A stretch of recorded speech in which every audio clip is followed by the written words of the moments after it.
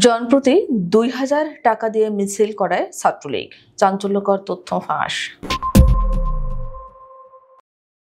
ঢাকা চট্টগ্রাম মহাসড়কের কুমিল্লার ১০৪ কিলোমিটার অংশে মাথাচাড়া দিয়ে ওঠার চেষ্টা করছে ছাত্রলীগ ও যুবলীগ। গত কয়েক মাসে বারবার ঝটিকা মিছিল করে জনমনে আতঙ্ক সৃষ্টির চেষ্টা করে নিষিদ্ধ ছাত্রলীগ। এসব ঝটিকা মিছিল করতে তাদের আর্থিক সহযোগিতা করেন আওয়ামী লীগের কিছু পলাতক নেতা। জনপ্রতি ২,০০০ টাকা দিয়ে ঢাকা চট্টগ্রাম মহাসড়কে মিছিল করায় নিষিদ্ধ ছাত্রলীগ। বৈষম্য বিরোধী ছাত্র আন্দোলনের স্বৈরাচার আওয়ামী লীগ সরকার ও সাবেক প্রধানমন্ত্রী শেখ হাসিনা তার এমপিদের নিয়ে ভারতে পালিয়ে গেলেও দেশ বিরোধী ষড়যন্ত্র থেমে নেই। তারা দেশে থাকা নিষিদ্ধ ছাত্রলীগ ও যুবলীগের কিছু নেতাকর্মীকে দিয়ে দেশ অস্থিতিশীল করার ষড়যন্ত্র করছেন। জুলাই গণ অভ্যুত্থানে ছাত্র জনতার উপর হামলা ও হত্যার ঘটনায় কুমিল্লায় ৪২টি মামলা হলেও আসামি ধরা পড়েছে হাতে গোনা কয়েকজন। মামলা দিয়ে অনেকেই বাণিজ্য করছেন বলে অভিযোগ রয়েছে। আসামিদের গ্রেপ্তার পুলিশের সদিচ্ছার অভাব রয়েছে বলে জানিয়েছেন বিএনপি জামায়াতের কয়েকজন নেতা।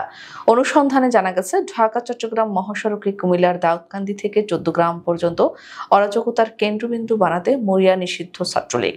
নিষিদ্ধ ছাত্রলীগের কুমিল্লা দক্ষিণ জেলা সভাপতি মিনহাদুল হাসান রাফি গ্রেপ্তার হলেও সাধারণ সম্পাদক ইসরাফিল পিয়াস এখনো অধরা। জনপ্রতি ২,০০০ টাকা দিয়ে মিছিল করাচ্ছে নিষিদ্ধ ছাত্রলীগ। মিছিলে অংশ নেওয়া বেশিরভাগই টোকাই শ্রেণীর। গত ১৪ সেপ্টেম্বর ঢাকা চট্টগ্রাম মহাসড়কে নিষিদ্ধ ছাত্রলীগ নেতা ইসরাফিল পিয়াসের নেতৃত্বে ঝটিকা মিছিল হয়েছিল। পুলিশ ২ জনকে গ্রেপ্তার করতে সক্ষম হলেও বাকিরা এখনো অধরা। গ্রেপ্তার করা যায়নি মিছিলের নেতৃত্বে দেওয়া ইসরাফিল পিয়াসকে। ঝটিকা মিছিলের বিষয় অনুসন্ধানে উঠে আসে চাঞ্চল্যকর কিছু তথ্য। কুমিল্লা ছাত্রলীগ যুবলীগকে সংগঠিত করছে কেন্দ্রীয় ছাত্রলীগের সাবেক সহ সম্পাদক ও বর্তমান কুমিল্লা দক্ষিণ জেলা আওয়ামী লীগের বিজ্ঞান ও প্রযুক্তি বিষয়ক সম্পাদক এহতেশামুল হাসান রুমি। রুমিকে সব ধরনের সহযোগিতা করছেন কুমিল্লা ১১ আসনের সাবেক এমপি ও রেলপথ মন্ত্রী মুজিবুল হক এবং আসনের সাবেক এমপি বাহাউদ্দিন বাহার। অনুসন্ধানে জানা গেছে, বুড়িচংয়ের আবেদপুর গ্রামটি এখনো আওয়ামী লীগের নিয়ন্ত্রণে। মূলত এই গ্রাম থেকেই হয় নাশকতার সব পরিকল্পনা।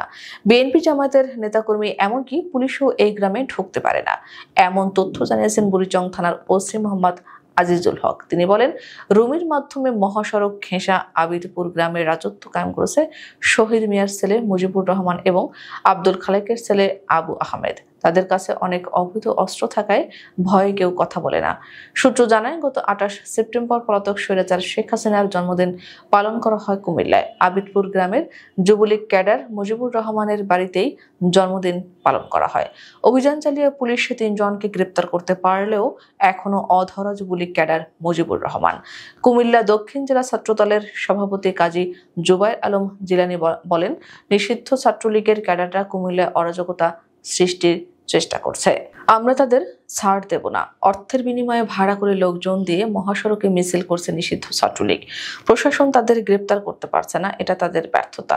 যাদের গ্রেপ্তার করা হয় তারা দ্রুত জামিনে বের হয়ে যায়।